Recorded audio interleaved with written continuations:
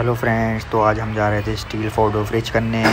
तो हम पहुंच जाते हैं। पहुंचने के बाद हम जाते हैं रिसेप्शन में जाने के बाद हम कराते हैं एंट्री कराने के बाद हम निकल जाते हैं किचन की तरफ।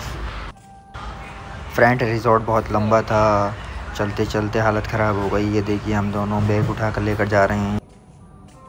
तो फाइनली हम पहुंच जाते हैं किचन में जाकर फिर चेक करते हैं। फ्रिज की निकली मोटर ख़राब, तो हम उसके बाद हम लगाते हैं इसमें न्यू मोटर लगने के बाद देखिए ऐसी लग रही थी। न्यू मोटर लगाने के बाद हम चेक करते हैं, देखिए मोटर बढ़िया चल रही। फ्रेंड्स, अगर वीडियो अच्छी लगे तो लाइक करें, चैनल को सब्सक्राइब करें।